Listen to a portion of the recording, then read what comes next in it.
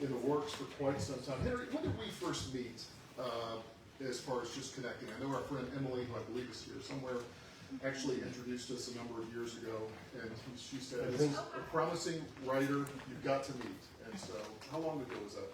I think it was probably 2017.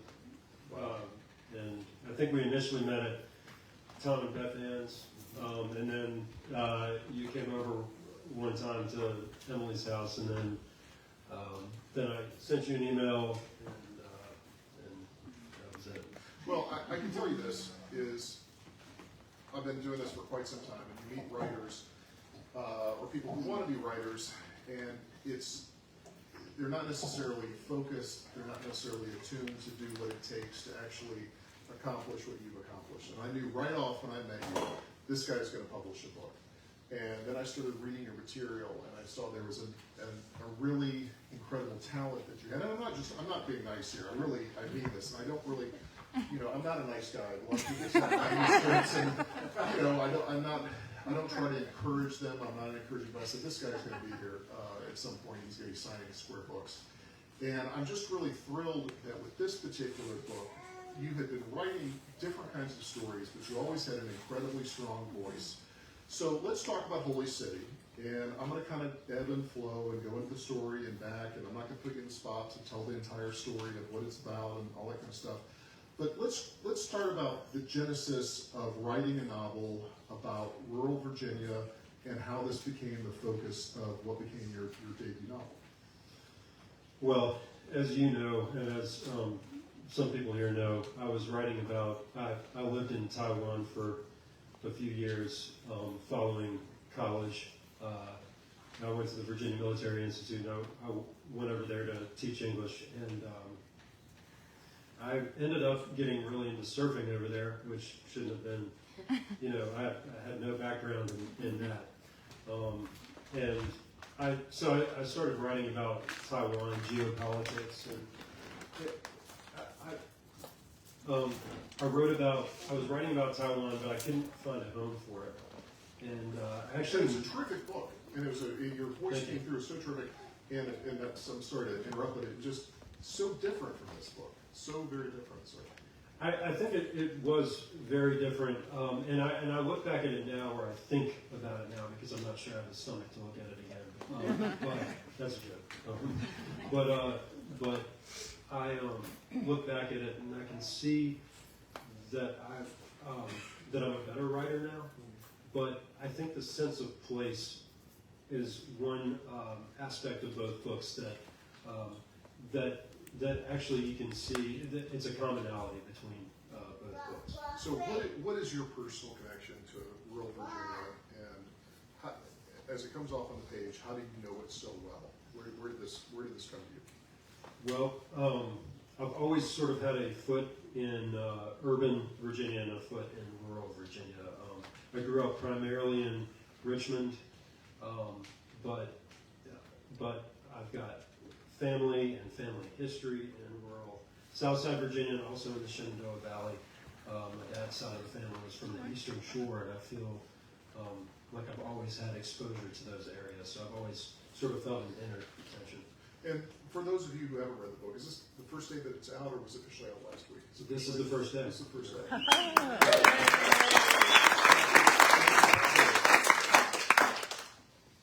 This is a very gritty story. This is not a thin Southern veneer. This is very, very in the spirit of things, as far as I would call, and something I don't call things often, which is a true Southern noir. You write about things completely dark and ugly, as Robert Penn Warren called the unvarnished truth. What was the pivot from you from writing about Taiwan into writing something that is not just Southern, but deeply Southern? Well, I think two pieces of advice that I got really inspired me, I think, really pushed me in this direction. One was I met an editor for Bloomsbury at the time. She was the editor for Jessamine Ward when she was at Bloomsbury. She's no longer there, but I showed her around Faulkner's house, Roanoke. I was working there part-time, And I showed her some secrets of the house. Sorry, Phil, I took her into places that I wasn't supposed to take her. And she said, well, thanks for showing me these secrets. I'll read something if you send it to me. And so I had this opportunity to send her my first novel, the surfing novel. And I had a chance to meet with her in New York, and she said, your writing is good, but I don't think people are going to be interested. I think if you write about home, if you write about something local, you may find a readership.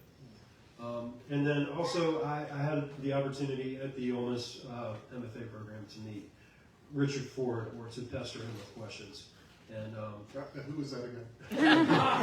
Richard Ford. And he said, I asked him, what advice would you give someone? And I was there for poetry, by the way. I wasn't even supposed to be there, and in this fiction workshop. But he said, I asked him, what advice would you give somebody who's writing the first book? And he said, don't.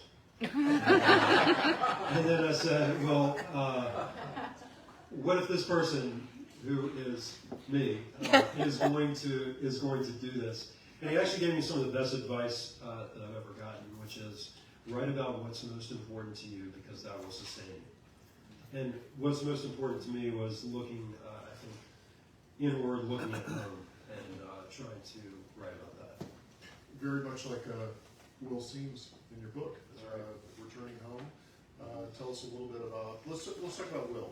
We're going to talk about a few of the different characters here, but let's talk about Will, and let's talk about his background and what draws him back to this county, which is Euphoria. Right. Euphoria County. Right. Yeah. So Will Seams is someone who moves away from rural Southside Virginia, which is his home place, following the tragic death of his mother, and he lives in Virginia, in Richmond, in exile, is how I termed it, in exile for 10 years, and then he decides to return against advice from other people, including his father, to return to Southside as a deputy sheriff. Goes through some training, returns,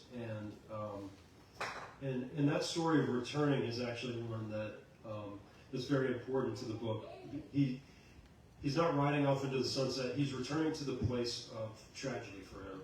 And that, to me, really interested me, because in so many books in American fiction, even Cormac McCarthy, who has been termed a Southern writer, has, so many of these books look off into the horizon, look off into the distance with a kind of hope. You can sort of ride into the sunset. But what interested me was there's no escape for this person internally. He has to return home.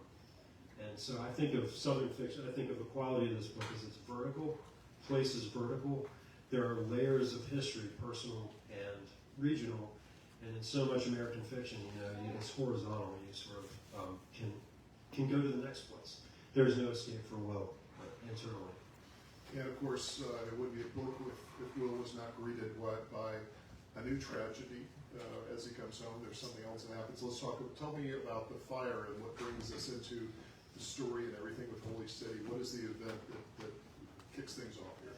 Yeah, Will he has returned to his childhood home, which is in disrepair, literally boarded up, and finds that he returns to his house, but he often is unable to sleep there for some reason. So he kind of rides these country roads and falls asleep in his truck. Well, he wakes up one morning and he sees a fire in the distance, and he calls it in, goes to the fire, and finds that his high school friend's house, former football star like Ace Atkins, is dead. Just football. is dead, but quickly it becomes apparent that this is clearly arson. I know it sounds really original, right? Kill somebody and then cover it up with fire, but that's what happens. And so this world is populated with all these characters, and what impresses me most about this book is it is so deeply rooted in character, and the character of these guys are first and foremost about these people. Let's talk about Sheriff Mills. I love these names. Yeah. Seams, Mills. Tell us about. I know Sheriff Mills. I think I've interviewed Sheriff Mills. I knew Sheriff Mills in the southern landscape. I've definitely gotten some tickets from Sheriff. Just like Yeah. Right. Yeah. Sheriff Mills is a deeply complex character. You know, I think in Southern fiction you see a lot, especially Southern crime fiction. It's very common to see, you know, the corrupt sheriff, the wrongfully arrested black man, and all of and the underdog hero deputy. And I've got sort of all of those things. But as I got into this book, which was partly a rebound book for my first one, it became something completely new to me and interesting. And one of the things that was interesting about it was the characters. And so no character really, every single character surprised me. And Sheriff Mills is one of those. You know, on the surface he sort of seems like, you know, a corrupt good old boy, but he's actually got some depth. And in the story, Will Seams is obviously trying to find out what he believes is there's more to this story, more to the arson, more to what is a wrongly accused man, or he believes is a wrongly accused man. And there is a private investigator who works in, and is my pronouncing this right? Is it Benico? Benico Watts. Tell us about that. I love Benico Watts. I have two questions. Tell us a little bit about Benico Watts, but also tell me, was she original to the story, or did she kind of come in later? I'll answer the second one first. She came into the story. Very early, but she became kind of more of a character than I was really expecting. She becomes almost as important as Will. She's a catalyst in the story. She is an out of work. Well, she is fired from the Richmond Police Force Major Crimes Division as a detective because she'll do anything to get justice, and often this means doing so illegally. So she's actually put some terrible people away, but she actually loses her job for it. And so she's a PI. She's not very satisfied. Her marriage is on the rocks. And the local black community in Southside Virginia, who believe that the man who was arrested for the murder is innocent, they hire her, and because of Will's personal obligations, Will is also recruited to work with her against his will. Against his will. There's a quote here. It's funny you mentioned talking about justice and not doing anything that Benico could do for justice. There's a quote that I wrote down, which I thought was really very true in your book. And I think this is Will saying this. Justice was unnatural, a word that meant something in the courtroom, a thing that could be only reached outside, but could only be reached outside of one. Was that something present in your mind throughout writing this book? Because there are not very many easy answers to this. That's right.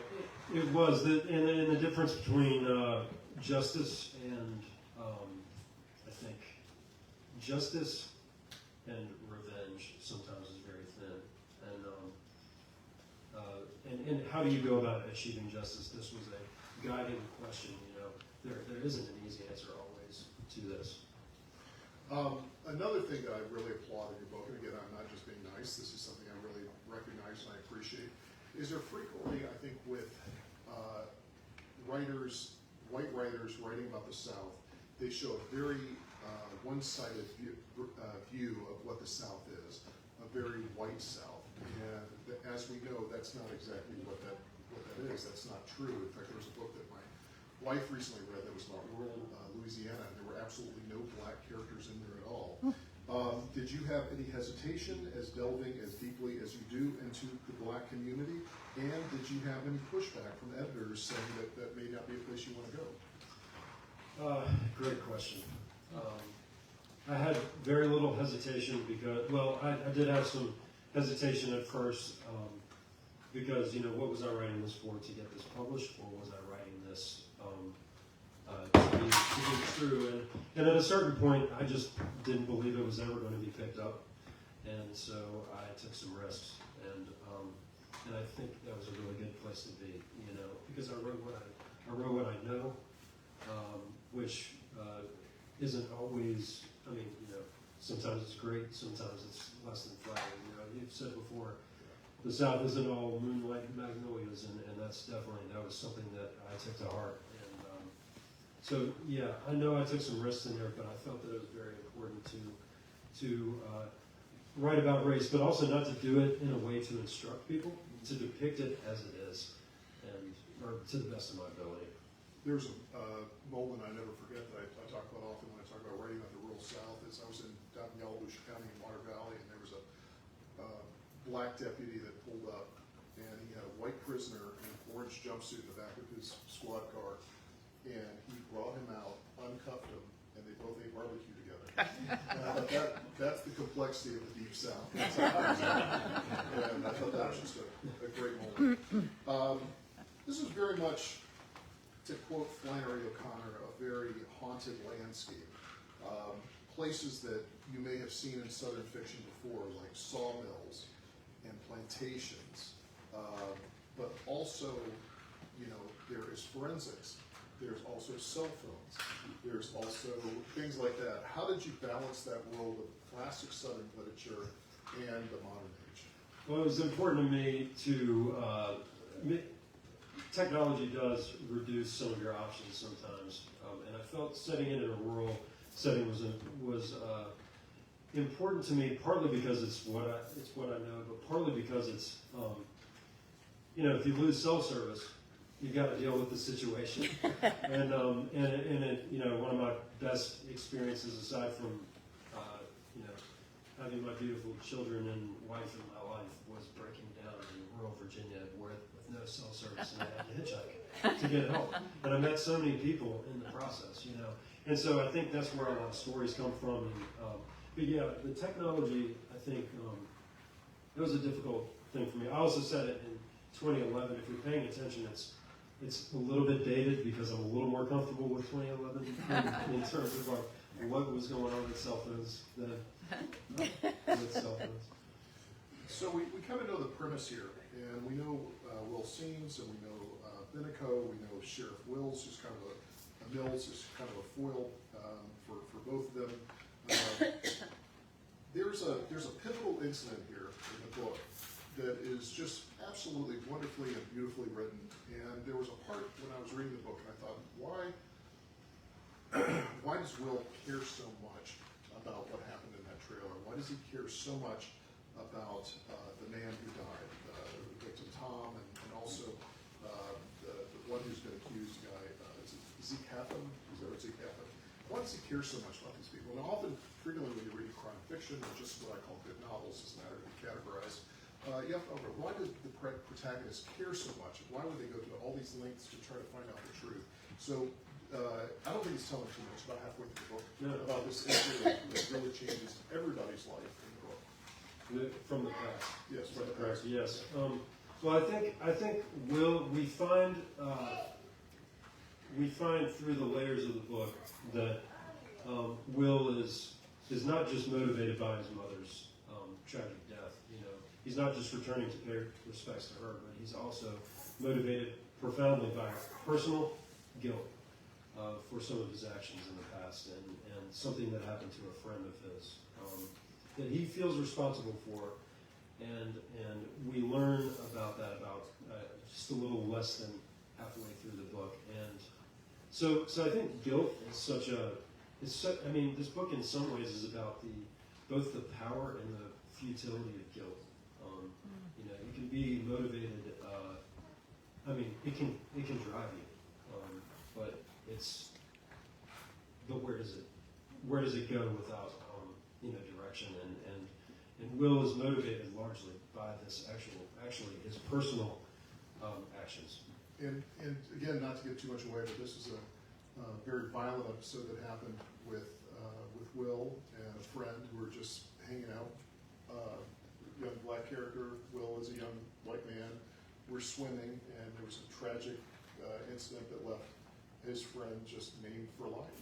And Will has carried this his entire time dealing with this guy to the point where, again, I don't want to give too much away and go too far ahead, to the point where Will does some things, I really admire about this book, that I would feel pushback from an editor.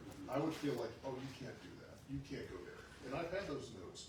where you say, well, this person, well, if Will is our hero and who's followed, but he actually buys drugs for his friend to help him out of his pain. That's right. Yeah. No, please go. Yeah, Will is, you know, we may feel that he's a clear-cut hero in the beginning potentially, but he's got some darkness himself, and like Beniko, his partner who he doesn't want to work with, he also we often know that he's maybe making a decision for a good reason, but it's maybe not the best decision, and we kind of know that. But yes, he is he is sort of compromised in a way. Well, months ago, I wrote a blurb from this book, and I'm so impressed with it that I said some things, but I wish I had gone back. I could revise the blurb and just say a little bit more about this book, because now I've gone back months later and read it again, and I think that it really works on two levels. It works, first of all, if you're looking at it just as a mystery, it's an interesting mystery to get into. There is a crime, there is a person that is accused, there is an investigator, there is a private detective. There are all the things that you think that you know, but it is written in a very unexpected way. It is a very high prose style, and one of the things that is a pet peeve of mine, and especially living in Oxford drives me crazy, was when people read anything from the South, the label that you get is Faulknerian. And it's such an easy thing that people put out. It's Faulknerian. Just because it's South. However, this is Faulknerian. So let's talk about it. I didn't know that you had been a guy at Roanoke. And look, Faulkner's fingerprints are all over this man. Tell me about what Kathy means to you and how this developed into your storytelling. Well, I think I will say that I didn't try to emulate Faulkner, or but I can't deny being influenced by him. I think anyone who considers themselves Southern probably finds something in Faulkner that is handling difficult material well. And I think one thing that I took from Faulkner, more as a concept than necessarily a skill set of my own, was, I think language can be a lens through which you see a place and a story. Language should not be benign. It shouldn't be, it should be just as powerful in some ways and that's something that I really felt was important, and it's also something that I learned as a poet. I'm really a poet by trade, I'm not supposed to be doing this. And I think the language, the control of the language, the detail, but also the control that a poet has on a page really made its way into this book. But that's something that Faulkner does that I really love. Well, the language is first rate. I'm going to just read from you, if I may. Starting from the very beginning, and this does not sound like this ain't James Patterson. The sad night came back to him, one of the many like it, writing indefinitely, listening to the angry word of God through the thin static distance, the voice somehow both austere and intimate, seeming to speak directly to him with a piercing certainty. So just terrific stuff. Really, really terrific stuff. So who were some of the other writers that really influenced you and as a younger writer were touchstones for you? Joseph Conrad, Lord Jim in particular, is just a beast of a book. Heart of Darkness is great as well, but something about Lord Jim that just haunts me is this struggle, this internal struggle that Jim undergoes. He can't forgive himself for something that he's done in the past. He's haunted by this, and there's this. He's just wrestling with his demons the whole time, and he just can't escape his life. And that was one that really stood out to me. That was actually in my thesis here in the MFA program in Fisher-Worth. I remember that being on my test, but But that's one, and you know, I mean, of course, there's Flannery O'Connor, James Joyce. Love Dubliners especially. I haven't worked up to Ulysses. I'm not supposed to admit that, but you know. And I think I've done a thing or two to Mr. Faulkner as well, right? Would you like to read? I have read a little selection of yours. Would you like to read a bit of a selection from Holy Study for us? Sure. Let's see. I think I'm gonna read. So when Will finds out that when Will discovers the body of Tom Janders, burned, he finds the body. He is actually instructed by Sheriff Mills, his superior, to go and deliver the news to Tom's mother. And so he's sort of dreading this, but this passage it's not short, but it will feel short to you because it's only about 3 minutes. He has to go deliver this, and it's good. I think it's good to read because he is approaching, or he gives him a chance to reflect on what the heck he's doing here. All right. So the address here is 52 Walker Court Road. Will stepped out, glad to be away from the office. He put on his hat and looked out over the town.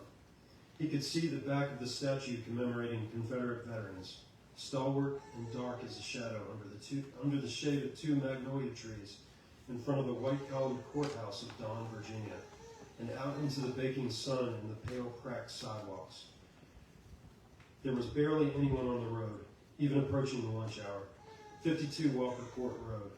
He began walking toward it, thinking the exercise would do him good, but was sweating through his undershirt by the time he reached the road adjacent. It was met by 2 streets on either end of the lawn and paralleled by another, forming an absurdly grand yet brief town square, vacant except for the starved library, open but always empty, the pharmacy, and Antoinette's restaurant. This was the town he'd held in his dreams, those years he'd been in exile. All this had shaped his understanding of the world. It all started here, and coming back had been like digging out the dirt, pinning a coffin in the ground. He remembered growing up here with a vividness he didn't have for this morning. He remembered going into town and seeing it because there was nothing to do, driving the farm use pickup too young and getting groceries at the Texaco or Gulf and nobody caring. The slackness of time he used to feel as a kid, the bright white innocent wasting of it, as if it would always be there like a great comfort, the way you take for granted mountains or land of any kind, the feeling that the world somehow made sense if you just let it spin. He used to lie in his bed in Richmond, close his eyes and see it. Home. The living Piedmont swamps and the ugly scalps of new pine growth after brush fires and logging. The sounds of wild quail warbling at the edges of the fields and the exploding thickets. The vague impressions of life on a series of roads all looking the same. The austere plantation silhouettes, alone in their worlds of flowing red horizons, tobacco barns and smokehouses.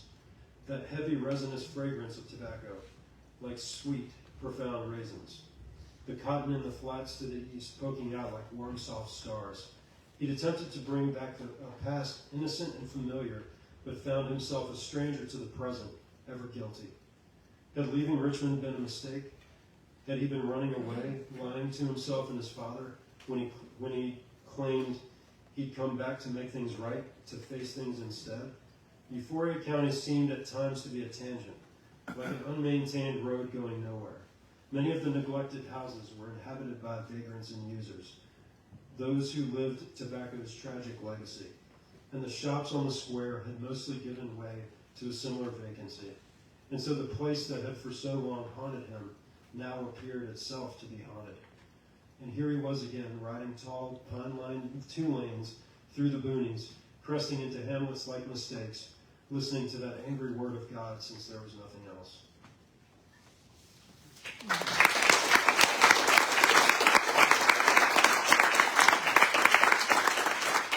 I'm not supposed to be here. Excellent. I am now going to turn it over to you guys. It's that time in our show where you guys get to ask questions. So please, as always, and I'll warn you this, Henry, I've done this a million times. there's an awkward pause for about 25 seconds before somebody raises their hand. So we're waiting for that first person to ask a question. I don't have a question, but that was really beautiful. I Thank can't wait you. to go home and read it, yeah. Does he get an A? But I do hope you get back to your Taiwan poems too. Those are really good. I will. Yeah, it's wonderful. Certainly. Henry, Yes. at which point, so many of Ace's questions are great, framing your novel in the context of Southern literature. I don't disagree. What about, at which point did you realize you were writing a crime novel? Was that part of your conscious plan? Are you a crime fiction reader? So the question is you knew that you were getting into this as a Southern writer. You wanted to bring a certain Southern aesthetic to the story, but when did you realize that you wanted to write something crime novel based, and are you a crime novel fan? Which the last question I would say, you need to say yes. Of course. I mean, so much great literature. You know, crime fiction is a category that we use now. It's kind of a shelving category, but it's also so many great novels throughout. I mean, over the past hundreds of years. That sounds like a dork. But you know, so many great novels. I mean, Crime and Punishment, for example. I mean, so many great novels are technically crime novels. You know, and what I realized was with the Taiwan novel. So very early on is the easy answer, is the short answer, and the reason was because I felt like I needed a plot that was distinct. I wanted to use a framework that made sense. I didn't know where it was going to go. I surprised myself quite a bit. I mean, I write for surprise, but I wanted to use that framework because I was thinking, you know, maybe one of my weaknesses in the first novel was that the plot had holes in it, you know, and so I did set out to do it, but I wanted it also to be literature. I wanted it to be Southern literature, and one of the things that people are saying about it is it doesn't quite fit in a genre very, very neatly, and sometimes that's an insult, but I'll take it. Other questions? Yes, ma'am. How long did it take you to write this? How long was this process for you? Yeah, I would say it took me 4 years. That's with a full-time job and a wife who won't leave me alone. But no, it was before kids. Sorry, but it took me about 4 years. Yes, sir. Back. The differences between horizontal and vertical I find fascinating. That really resonated to me. This is an impossible question. We're friends, so I apologize for it. Explain more about the verticality of maybe the novel itself, or writing, or some novels, or. I think the question is, tell us about the verticality of your novel. I don't understand what that means, but you can go ahead and answer. Yeah, you know, and this really just struck me. It's been an interesting exercise to actually have to talk about this book. I've had a few interviews so far, and I, you know, for so long I was just writing the book and immersed in this world. I knew what I was doing, but I didn't really ever have to explain it, except to my wife, who was just kidding. Sorry, I'm just. In my experience, my wife is just enthralled every time I speak. I tell her about my day's events and working, and she just listens and hangs on every word. So I don't know what this experience is. But something that I learned, I just actually thought of the other day in a conversation with my dad was, you know, I see a horizontal versus, I'm thinking like space, horizontal, and place, vertical, and it also relates to the language of the book itself. I think the language has to be somewhat saturated and poetic because it's almost snake-like, you know, it's like coiled, it's bending over itself. So you start somewhere, you think you know where you're headed, but it mirrors the place too, all the layers of history. And I think the layering is what I think of with the verticality. It's like you dig deeper into Will's psyche, and there's something else, you know, personal and regional. All right. Are you ready to take a question with your father? This is not a planted question. Okay. I have been to those events where a family member will come. Tell us about the brilliance. No, I don't believe in the brilliant. But I'm really interested in the dynamics between Benico and Will Seams. And first of all, how do these two people get to be working on the same case? And what are the dynamics between them? Can you talk a little about that? We're talking about the dynamic between Benito Watson and Will Seams, Yeah. and how they actually start working on the same thing, coming at it from two different places. Well, neither of them wants to work with the other. Benico's headstrong, and she's been fired from her job because she does things her way. Will has his own personal agenda. He's fueled by this personal guilt. Much of his return to Southside, we find, is intensely private, and he doesn't want anybody else getting in his. Like Benico's cover is to live with Will, to pretend that they're dating. That she's a woman that he met in Richmond during his 10 years there, which is somewhat plausible. And they're both resistant to it. So I think that makes for me, it kept me interested because I really didn't know, what is each of these people motivated by, and they, but yeah, their dynamics. They're both kind of eccentric. They're both very private in their own way and very headstrong, and so it's that just kept me interested. I don't know if that answers your question. He has time to ask you more later. Any questions? Yes, ma'am. Yeah, well, I have a bunch of questions, but I guess what I'll ask is, could you talk about a couple of the most maybe important revisions or changes you made in editing and the rewriting process that really fundamentally shaped the outcome of the book? Or if that didn't happen and you knew from the beginning what the trajectory was and that was kind of it, but I'd be curious of maybe just kind of one or two of the most kind of central transformations that took place in the rewriting process. I'm talking about the revision process and 4 years of writing this and going back, and what are some of the more strong points that you think that helped create the final narrative? Well, most of the revisions were done before ever finding my wonderful agent, John Talbot, and my publisher. But those revisions, and Claiborne Barksdale right here is the one person I trusted with this novel. I only shared it with one person after a full draft had been written. And Claiborne kind of pushed me on, he pushed me on certain things like, everything from nuts and bolts, from like the legal system, you've got an arraignment like weeks after, this thing happens. That's not how it works. Of course, I don't know. And so that prompted me to look into this a little bit more and just make sure, luckily I've got a good friend, Matthew McCullough, a defense attorney in Richmond, so he's very well versed in all this stuff, and he helped me give me kind of like a timeline, and I spoke to him multiple times. But also Claiborne challenged me on, character development, like if there were any holes in the characters. So I think just a strengthening, and it helps to have a good reader. I also think it helps to not have too many readers. A lot of people believe in the workshop, and I think that's good for younger writers. But I really, if you trust it, but you've got to be stubborn. You've got to trust the advice that you're getting, and so those were the kinds of revisions that I made. And then also my editor, one of the biggest, I thought I was going to have to make more changes than I did, and I really didn't make many at all.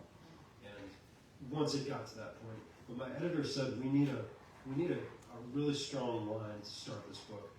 The way the book began in the draft that we submitted to him was, something broke him of sleep. And the line now is, fire was the dream that broke him. And I think it's just much better. And I think being pushed to make every sentence count was really, was what Claiborne, John, and my editor, Jeb Roslin at Grove Atlantic did. I'm going to ask you this question, then we have time for one more question, and then we'll start signing. Was there anything, one thing that always strikes me is when I send a manuscript off to New York, were there some southern things that just did not compute for your copy editor or for your editor who does not understand the South, that they had to ask you about, like, what exactly are you talking about? I use the term fixins at one point, like, and all the fixins, like, as in food, and I got some pushback on that. So, I was like, stat? I finally trained a guy who worked with me at 8 novels that he finally kind of became an honorary Southerner at some point. He was like born and raised in Brooklyn, and he finally started getting it. All right, time for one more question. Last questions? Yes, sir. I liked what you said about the thin line between justice and revenge. I'm curious what you think of a remark of A. Houseman's. Revenge is the only sure pillar on which justice rests.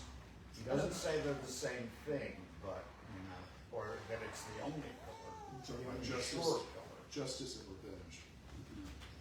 Yeah, I certainly that's something to consider a little bit more, but yeah, in a sense, you know, any kind of justice does seem, it seems that you could make the argument that justice depends on somebody thinking, well, justice needs to be taken to counter this thing that has happened.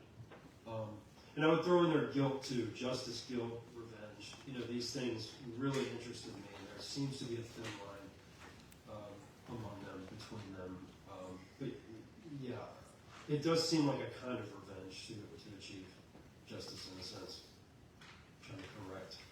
One of the last things I'll mention is a little, I think, a fine companion to this book if I was running a reading club, is Intruder in the Dust. And I think sometimes people don't really think about Faulkner as being entertaining and fun and driving, but Intruder in the Dust is just an amazing narrative, and a great mystery, great crime novel, great whodunit, but written with, you know, of course, Faulknerian prose, and it's just wonderful. And there's so many great twists in there. There were so many times, I think, with, you know, just like little touches with the guys working at the sawmill and down at the saloon, and all the little hidden pockets of our community. But I think that would make just a great read for any of you that read Faulkner and you think it's like, you know, eating your spinach or whatever. It actually can be a lot of fun. And if you want to laugh, read the papers. It's one of the funniest damn books I've ever read. Yeah. I will leave you with this. When Henry and I were talking, I think last time I read just a few chapters. Last time we met in person, I read just a few chapters of this book, and I don't think you were finished with it. You were right into it, and I wanted to. What do you remember what I told you as far as what I said when I read those first 50 pages? You said the next time I see you, I think it's going to be a swear box. Yes, you are. So, congratulations.